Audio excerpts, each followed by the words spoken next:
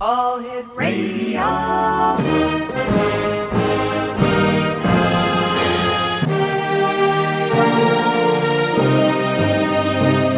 Welcome to the X Zone, a place where fact is fiction and fiction is reality. Now, here's your host, Rob McConnell.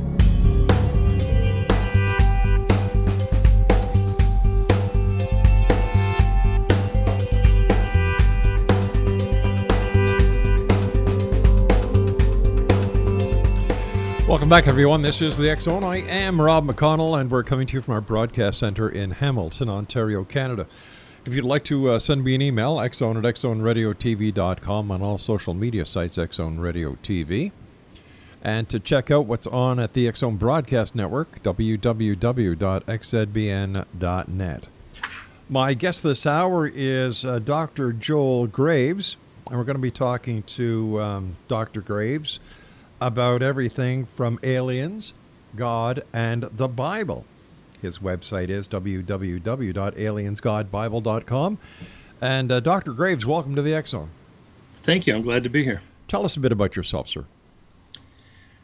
Boy, that's a big story. I better get it into a small bite. I grew up in California on a small ranch, and went into the Army went into the Air Force, actually. And then went into the Army. That's a long story.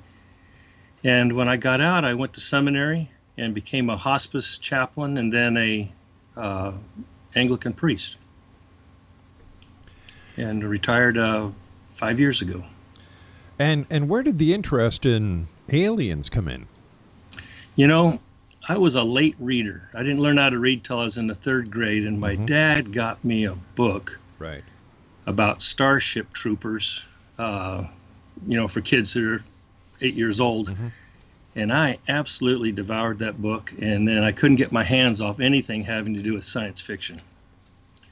Yeah, aliens just kind of came along from that. Now, I understand you've written a couple of books. Tell us about them.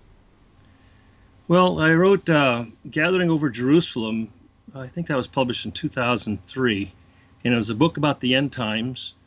And the premise of that book was that I believe Jesus will be coming back in the second coming around the year 2037. I mentioned that also in this book because, I talk about a lot of different things, and it's like, oh, that's nice, and that's nice. But when you say the year 2037, that's not that far off. And the Bible gives us some dates. I don't know the day or the hour.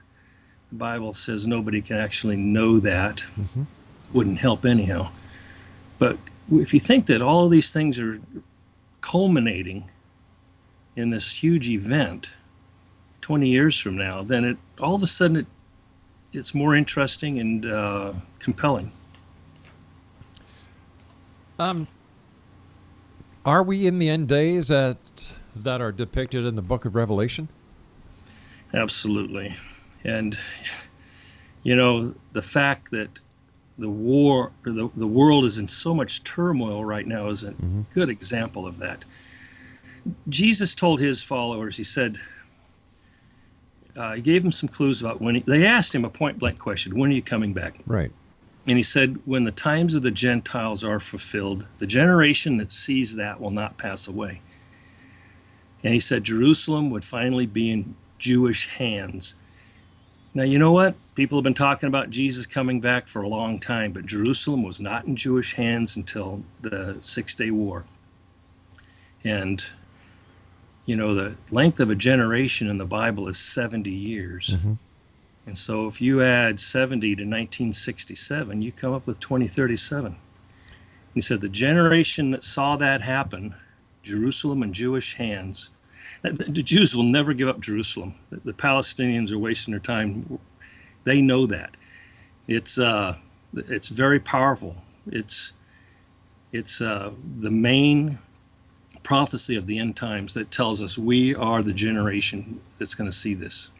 Could it just be coincidence? Well, who had Jerusalem when Jesus was here? I don't know. The Romans. Remember Pontius Pilate? The Jews have not had Jerusalem for 2,000 years. It only just happened, and the prophet Ezekiel talked about them becoming a nation again, and in his talk about the end times.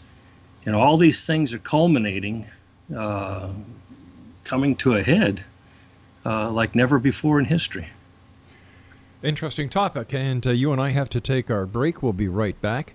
Exonation, our guest this hour is Dr. Joel Graves. His website is www.aliensgodbible.com, and we'll both be back on the other side of this break as we continue here in the X Zone from our broadcast center in Hamilton, Ontario, Canada. Once again, if you'd like to send me an email, xzone@xzoneradiotv.com, and to get a listing of all our programming and the other great shows that we have here on the X Zone Broadcast Network, visit us at www.xzbn.net.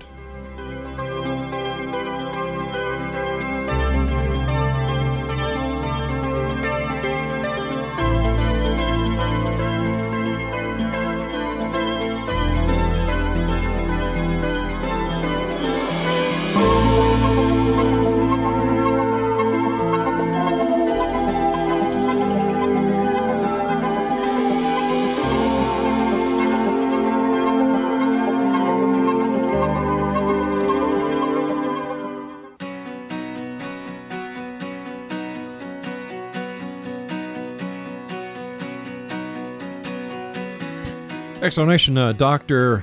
Joel Graves is our special guest this hour, www.aliensgodbible.com.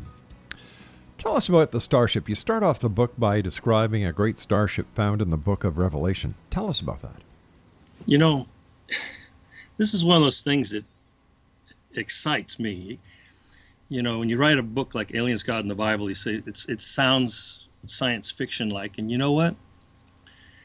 There are places in the Bible like Daniel, Ezekiel, and Revelation where that's exactly what it is. John says this thing coming down out of heaven is cube-shaped. You know, and it was written 2,000 years ago, so this whole idea of the Borg ship being a cube is not new. It's in the Bible. The Borg ship was 2 miles on a side, 2 miles tall, 2 miles wide. The New Jerusalem is the name of this ship coming into orbit, is 1,380 miles on one side in a cube shape. Now, to give you a perspective, that's the distance from Augusta, Maine to Miami, Florida. I'm in Seattle, so it's the distance from Seattle down to the tip of Baja, California, or New York to Denver. This thing is a monster. If it was parked on the United States, it would cover most of the country. Another thing I think that's absolutely amazing about it is that John said it's the color of jasper, which is a pink, but it's clear. The only thing that could be is pink diamond. And as I was doing research for this book, I came across nanothreads. The strongest, hardest thing ever made in the whole world is pink diamond nanothreads. Mm-hmm. Okay? They're absolutely amazing. They can be manipulated. You could make things with them. You could give them an electrical charge and open up a port or a hallway or a conduit or a hatch. The skin of the ship, if it's pink diamond nanothreads, would be self-healing. If a meteorite hit it, it would be able to put itself back together so it looked like new all the time. And the angel told John, the Apostle John, he said, the walls of this city are only 208 feet thick. And if you have pink diamond nanothreads, even though this ship is almost the size of our moon, mm-hmm. It only has walls 200 feet thick, 208. Isn't that crazy? Well, yes and no, because the skin of the Apollo spacecraft that went to the moon, was less than an inch thick. Oh, yeah. Yeah. They used titanium. And So tell me, the starship in your book, is it science fiction? Is it a novel? Or is it fact? Well, John says, this is what I saw. Mm-hmm. It's coming into orbit around Earth, and he describes it for us. He says it's coming at the end of a great war, and although the ship might have many different uses, mm-hmm. which I talk about, could be a battle cruiser, could be an ark, could be a cruise ship. When it first gets here, it's a lifeboat. Because I told you, Jesus comes back in 2037, or right around there, right in that neighborhood. There's a few mitigating circumstances that might push that out a year or two. Mm-hmm. But then begins the 1,000-year reign. And at the end of the 1,000-year reign, there's a great war, and the earth is destroyed. And then the starship arrives. And it seems to me that whatever other purpose it might have in God's plan for the universe, when it first gets here, it's a lifeboat. And the remnant of people who are left on the earth are going to go up into that thing. And the Bible tells us that God will remake the earth and the atmosphere around the earth right after that ship arrives. So I think it's a real deal. But this is based on your belief of the Bible and your belief as a Christian. But what about the other religious philosophies that are out there who don't share your same religious values and the same way that you look at these religious philosophies as you do? Okay, well, first off, I'm just describing what John described himself. John said, "This is what I saw." Did he see it? Did he see it, or was it a dream? Well, he had a vision. And he says he had an escort. This angel mm-hmm. escorted him through this process and helped him describe things. He coached him in some areas. And he said, "This is what I saw, mm-hmm. and this is what it did. And whether you're a Jew or a Muslim or a Christian, you can read it the same way I read it." He says that it's the color of jasper, but it's clear. That has to be a diamond. It has 12 levels. Each level is 115 miles high. It could be something else besides a pink diamond, because it could be something that isn't found on this planet. Oh, it's true. There are so many variables in this entire scenario. It's just like we know for a fact that the Bible has been re-edited and re-edited and re-edited. Parts were taken out, parts were stayed in, the Council of Nicaea and the rest of the history of the Bible. Bible is a great book. Don't take me wrong. But it was written by people who did not have the present-day smarts that we have now. And wait a second, sir, wait a second. Many scholars that I've had on the show, biblical scholars, agree on one thing, that if the events of the Bible happened today, the Bible would not be written in the same terms as it is now. What we have in the Bible is continuity of thought and purpose. The Apostle Peter wrote in his second letter that the way we have the Bible is that the Holy Spirit moved people to write down the things that God wanted to appear in that book. And that it wasn't just the will of man or the imagination of people or, something that was culturally relevant one mm-hmm. time and not at another time. There's a continuity of thought and purpose that runs through the whole thing, although it's had many authors, although it's been edited. Mm-hmm. And, the different councils weighed in on it. And, if you're going to, I talk about this also, there's a point in time where you have to say, I'm going to believe this, okay? Or you're not. And or take it on faith, mm-hmm. or you don't believe any of it. My question is, if this was so important to God, why didn't he write it himself? Same reason he doesn't appear at the mall. Well, what's Same that? Same reason he doesn't appear at the mall. Why? He could be 5,000 feet tall and appear there, or 500 feet tall and say, I'm God, worship me. And well, he's done that throughout history. If you didn't worship him, he killed you. well, that's not true. It's Come on. whoa, wait a sec. It's not true. No, What Rob, about that's what not about Sodom and Gomorrah? What about the Egyptians? Now, if God is the creator of all, and we're all his children, man, I'm glad I'm not like God, because I would never think of harming my child or anybody else's child. And yet God, because you didn't revere him, because you didn't do things his way, he killed you. Am I right or wrong? Well, you're wrong. Well, tell me how I'm wrong then, sir. I will. Okay, so I was talking about why God doesn't appear at the mall. Mm-hmm. From the very beginning, there have been rules about how God reveals himself and how God interacts with this world and with people in particular. And so we can't completely understand what God's doing all the time in order to get the outcome and go in the direction that we need to go. God wanted the Pharaoh Mm-hmm. to let the children of Israel go. And he kept refusing, and he started to agree, then he didn't agree. Mm-hmm. And the plagues came down on him, and all kinds of horrible things happened. The Sure. result was they left. And, So it was blackmail. He was bullied into letting the people go. well, there was a purpose for it. And the purpose was so that God would show himself, his glory to the Israelite people through those events in Egypt. And they still celebrate that at Passover. Yeah, I understand that. But still, why was God so favorable to the Israelites and not to the rest of humanity?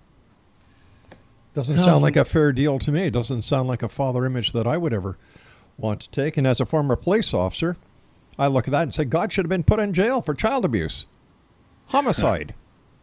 But Well, we can't say that because it's God. Oh, that's a bunch of crap. You Well, can't write rules. I hear what you're saying. Yeah. I hear what you're saying. The story. It's like, okay. I talk about this story in my book. Mhm. The story of Abraham sacrificing Isaac. Yep. Okay, that was something practiced by the pagans in that time period. It wasn't, that was looked down upon by people. Mhm. Child sacrifices happened all over the world at different That's right. times, different places. And God tells Abraham to sacrifice his son. Mhm. And Abraham knew that Isaac was the promised child. God told him this, from your child will come this great nation of Israel. And he obeyed God and went up there to slay his son. And God stops him on Mount Moriah. And we only learn later that Mount Moriah was Mount Calvary. Okay, it was Golgotha. And that it was a type and shadow of God's son, Jesus, being sacrificed for the sins of the whole world. And, on its own merit, that story's horrific. And you'd say, well, God's crazy. This doesn't make any sense. But in the long-term scheme of things, you see that Abraham had said God himself will provide a sacrifice, and God did that 2,000 years later. So what I'm saying is that in the moment, something might not make sense. In the moment, something we'll question it and say, I'm an evolved modern human being and intelligent, and what's going on with this? Why is there disparity? Why is the God in the Old Testament destroying Sodom and Gomorrah? And then we get to Jesus and he says God is love, and where do those two come together? And Anyway, they come together in we've Jesus. got to take a news break. When I come back, I want to get away from the God aspect, and I want to talk about aliens. I don't want to talk about the Bible. I don't want to talk about the book of Revelation. I don't want to talk about Jesus. I don't want to talk about, who, what, when, where, why the Bible, because Okay. it's a matter of belief, whether you want to believe it or not. Okay. And I don't want my listeners to think that I'm saying, all right, this is how you should believe, this is how you shouldn't believe. get They it. have, according to the Bible, free will. So let them have their free will.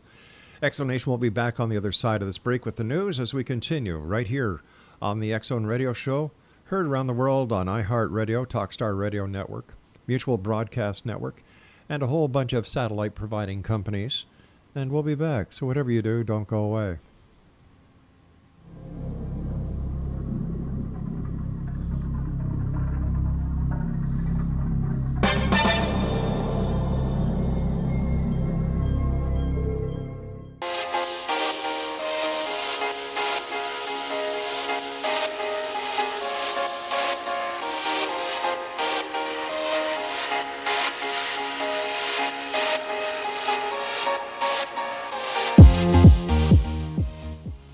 Welcome back, everyone. Dr. Joel Graves is our guest. His website is www.aliensgodbible.com. So, am I to understand from the title of your book that you believe that aliens are real and they have been on this planet and they are on this planet and we are descendants of the aliens? That's right. In my book, I present the option that Adam and Eve were in the garden a long, long time. There's evidence of that in the scriptures. And I present evidence in the rocks. You know, we've got multiple examples of humans being present millions of years ago. Mm-hmm.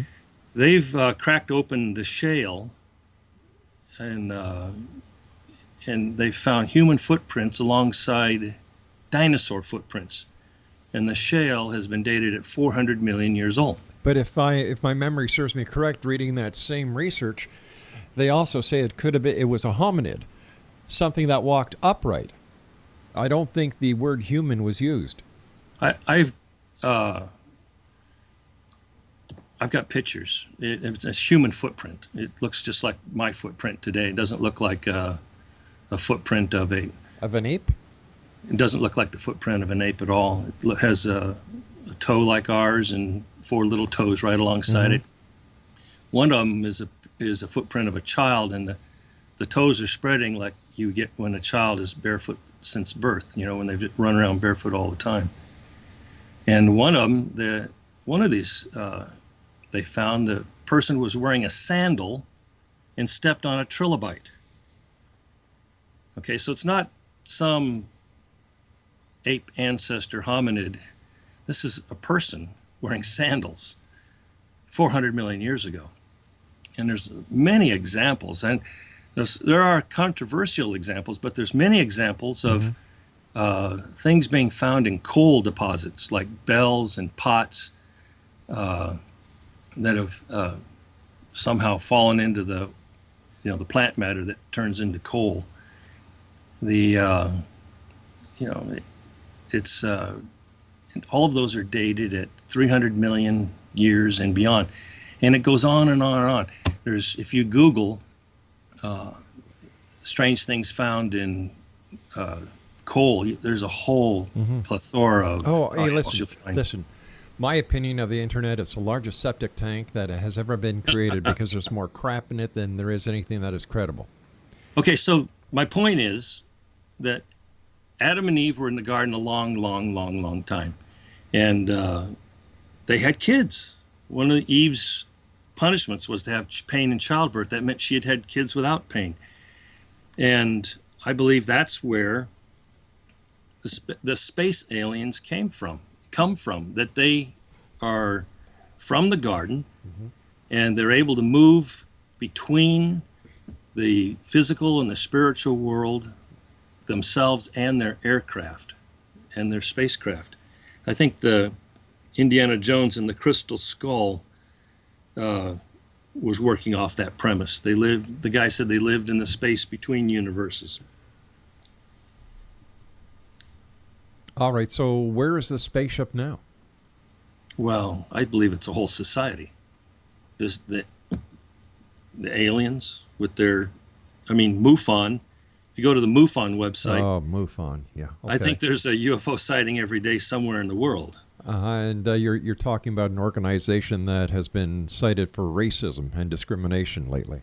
I saw that article on your website. Yeah. So MUFON carries no weight. No weight whatsoever. Well, because we had a guy on from MUFON who was telling us that he was a gunner on a starship that was docked on the other side of Pluto. So. Okay. I don't care about MUFON. What I am saying is that, whether I'm just saying they report these things. I mean, there are sightings around the world all the time of objects we can't identify, and I believe it's these aliens, that they're our relatives. I believe that they are closely related to us, cousins. So you don't believe if they have the remains of aliens, like from the crash at Roswell. Oh no! Don't tell me you actually believe that crap. I didn't say I believed it. So why would you use that as a reference? If they have alien remains someplace, that they should do a DNA test, and you'll find that we probably are related. Why do you think? So I would imagine that you believe that there's a government conspiracy suppressing the information and the existence of extraterrestrials. No, I didn't say that. So I don't believe that. You don't believe that the government has extraterrestrials, or some agency has extraterrestrials? Why else would you bring up a DNA? I'm just saying, if they have living or dead aliens somewhere, if they land in the White House lawn, I don't know. Mm-hmm. If they have the ability to get that DNA, they'll find that we are cousins, that we're related by haplotype to a common mother. Now you say they would find. You say that with certainty. I do, and I say that with certainty because I think Sasquatch is in the same category. That this creature, the big hairy guy, that's been reported all around the world forever. They have done samples of hair samples with skin follicles, and they came up with the same conclusion that the Sasquatch is closely related to us the same way. I have never seen that. And it's in the book. In what talk book? About your book. In your book, but I've never seen it by any credible researcher that investigates Sasquatch. I've never heard that from Lauren Coleman. I've never heard it from anyone else, that there has been definitive findings from hair and skin that connects Sasquatch to humans. I've never heard that. And I've been doing this show for 26 years. Yeah, I think and that's why you're not going to find archaeological evidence of them. They move back and forth between the spiritual world the way we go from the living room to the kitchen. All right, if I'm not going to find it in peer-reviewed material, if I'm not going to find it in scientific papers, if I'm not going to find it in any publication from a university press, why would I believe you? Why would our listeners believe you? I'm looking at it's called the Sasquatch Genome Project. No, answer my question. Come on, I've gone past that. Well, I'm trying to answer. Have you heard of the Sasquatch Genome Project? No, I haven't. Okay. Well, they did double-blind studies of the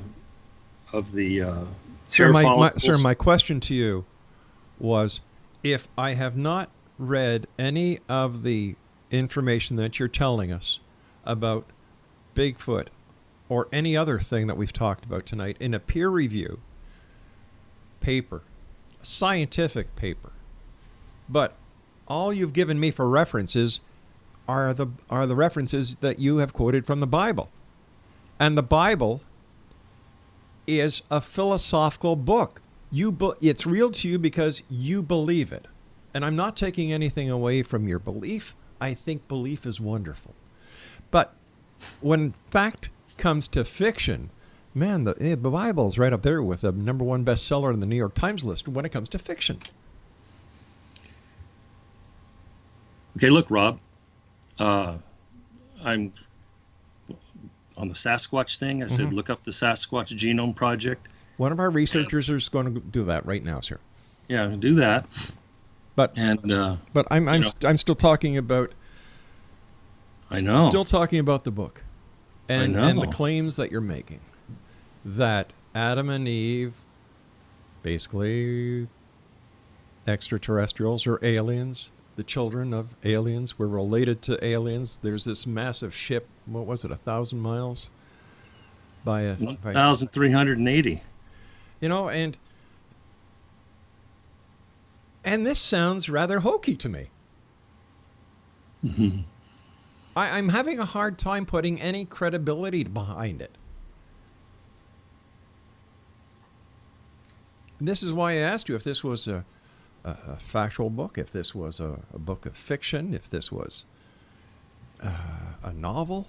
I'm having a hard time connecting any dots because it's scattered. It's really scattered. You've got Bigfoot. You've got the Garden of Eden. You've got the different people throughout the biblical stories. You know, I don't know how to follow this. Well, my thread through this has been the book of Genesis. That all of this relates to the book of Genesis. And it all goes back to that. Whether we're talking about Satan or the aliens or everything that followed. But I can't remember reading anywhere in the Bible where it mentions aliens. No, it doesn't mention aliens unless you talk about different angels and how they operate in the spiritual world and affect our world. Mm-hmm. It's inferred because well, it's inferred. I tell you it's theological speculative study right out front in the title.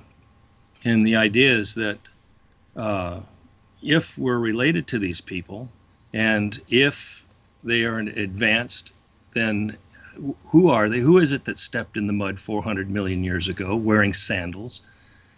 And how did they get there? Are they aliens from another galaxy, another planet somewhere?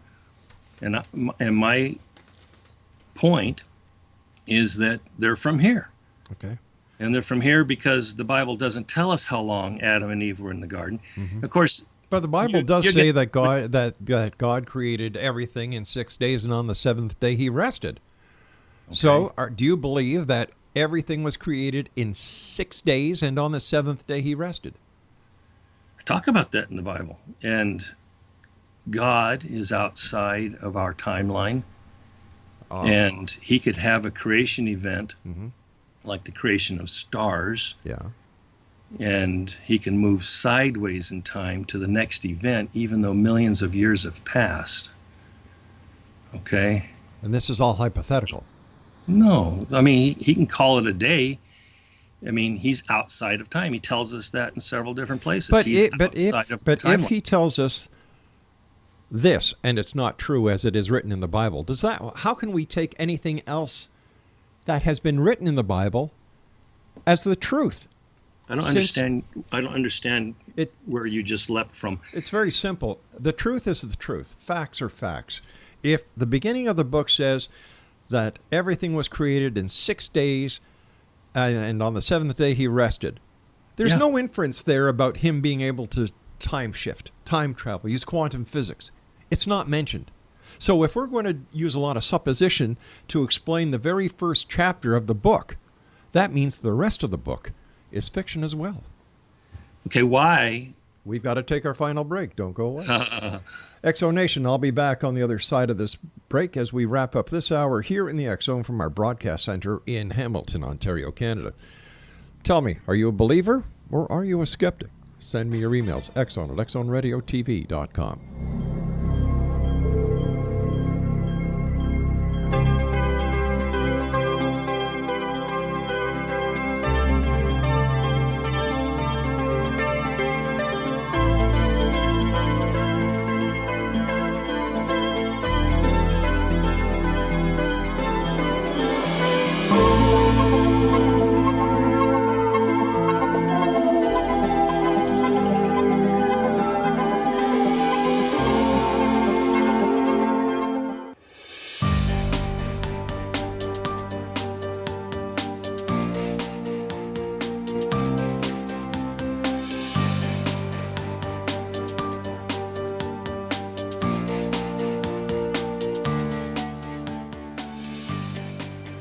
All right, what I was getting at was that in the beginning of the Bible, and the first 4 books were written by Moses. We all know this, called the Torah.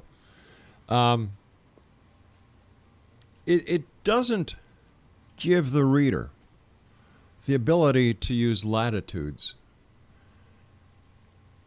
Bible says God created everything in 6 days. On the 7th day he rested.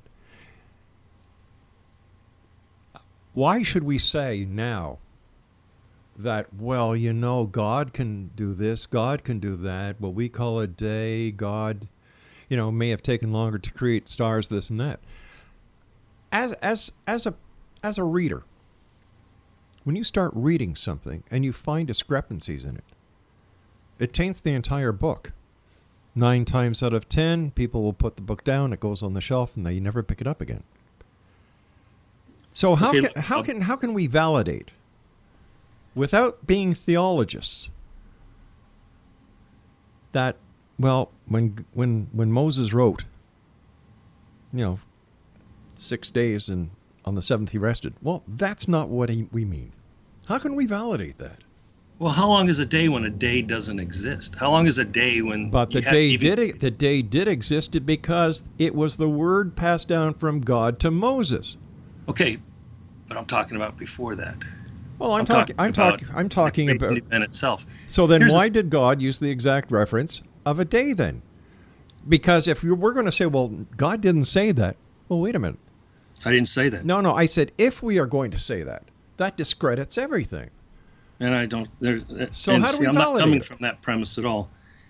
You seem to be making it up as you go along. Well, I don't mean that you're making the Bible up. I didn't mean that. What I mean is that you're adding to what's there to make it fit in the story. Oh boy, I hope not. Well, that's what it sounds like. Yeah, no, that's not the case at all. Look, if you do the genealogy of Jesus back to King David, and King David back to Abraham, and Abraham back to Adam, from Genesis and Luke and Matthew, then people have figured out that from now until the time Adam emerged was about 8,500 years, approximately. Okay, and then if you say that they weren't in the garden very long, then you would have to assume that the 8,500 years plus 6 days and a day of rest is when everything happened. But you can look through the Kepler telescope 13.8 billion light years away and see light that's been traveling all that time and all that distance to us. And you say, if God created everything in 6 days, how is it? I'm not saying that's what it says in the Bible.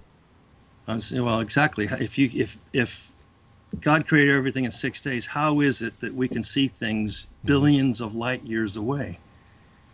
Are the two incompatible? Is the Bible just a fairy tale then? So are we saying that the Bible is outdated? Oh no, not at all. I would never say that.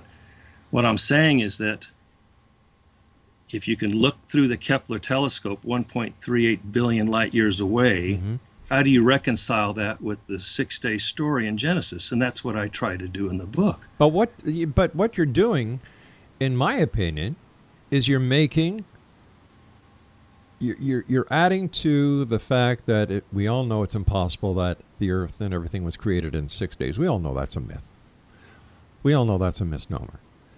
That's been proven scientifically over and over and over again. But to make things, or to bring possibilities into an equation to make a story fit. Wait a minute. You're using the Bible. Yes. You're using the Bible, and you're saying to me, you're using it like a sword against me, and I'm trying to say, this is how it makes sense. This is how... it's based on your interpretation, right? Well, of course it is. So, but what you're saying is that the way the Bible is written isn't right. No, that's not what I'm saying. What I'm saying is that there's another way of understanding how it worked. Okay? If the Bible is... what do those 6 days look like? What does 6 days look like to God when He creates everything?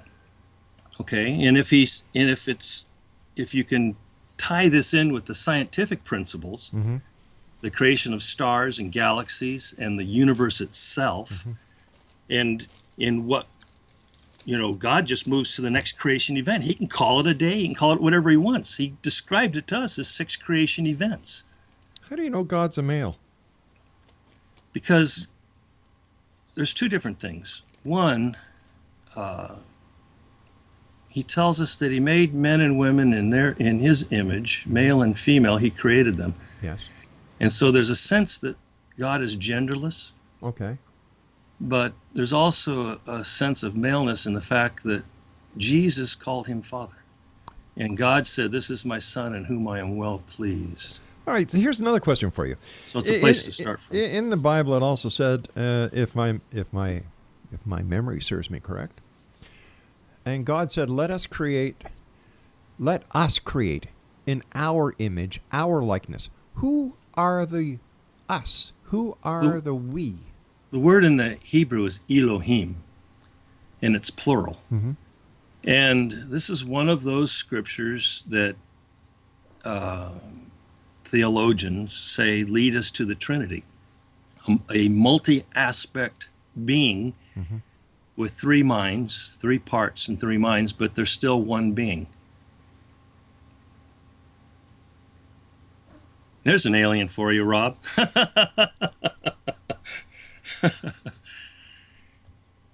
A hive mind. God the Father, God the Son, and God the Holy Spirit. Well, it leaves a lot to interpretation, and I can understand why now a lot of people are just, saying religion makes no sense anymore. We're not sheep anymore. We don't need a shepherd. And I think that people are just saying, look, they preach one thing, they do another. Like the churches that amass all this property, all this land. Look at the Vatican, for God's sake. And some of the major dioceses around the world. Religion would carry a lot more weight with a lot more people if all the properties were sold and all the treasures were sold, all the arts were sold, and the money given to the poor, the hungry, the needy. Because I think religion today is far from what those who began religion so many years ago, Well, in that aspect, I agree with you, Rob. There's religion and there's relationship, and there's the institutional religion was something Jesus fought against when he was here. He was always taking the Pharisees to task about their religion and how they interpreted it and their massive wealth and greed and power. And yet the church is one of the Vatican itself is one of the major and richest corporations in the world. Part of the problem with religion, a lot of places, a lot of churches are always working to get back to the basics of the message Jesus preached. And it's hard. Well, the Jews don't worry about that because they don't believe in Christ. Pardon me? I said the Jews don't worry about that because they don't believe in Christ. Well, you were talking about the Catholic Church and the Christian religion, I thought. I was talking religion in general. Okay. Well, anyway, I'd like to thank you for coming on the show tonight, and Exo Nation, if you'd like to find out more about this. Craig, how would you describe our guest? Wannabe. Okay. There you go. If you'd like to find out more about, let me see, Dr. Joel Graves, his website is aliensgodbible.com. I find it very hard. Like, he brought in aliens, he brought in angels, he brought in Adam and Eve, he brought in Jesus, he brought in Bigfoot, he brought in DNA, he brought in this. What was the size of this massive ship? It was so ridiculous that I didn't even write it down. It's like, come on, give it a break. I know everybody's got a book in them, and everybody wants to sell their book, but damn it, do your homework, mister. Well, another one bites the dust here on the X Zone, and you'll find his name in the X Zone order of woo-woos. I certainly wouldn't recommend his book. Really, I wouldn't. X Zone Nation, I'll be back on the other side of this commercial break with the news at 6.5 minutes past the top of the hour as we continue here in the X Zone from our broadcast center in Hamilton, Ontario, Canada. So what I'm saying to you out there in Radioland, which way would you rather look at the Bible? The way that makes your heart feel good? That makes you want to be a better person? Or do you want to think of a Bible telling you a story where Adam and Eve and all their descendants are extraterrestrials and Bigfoot shares the same DNA with us and blah, blah, blah, blah, blah? I'll be back, X Zone Nation. I know which way you're going to think. Wow. Hey, got some great news coming up in the next couple of days. Something that is going to shock each and every one of you. But no, you've learned to expect the strange, the weird, the bizarre from me, haven't you, over the years? Don't go away. We'll be back.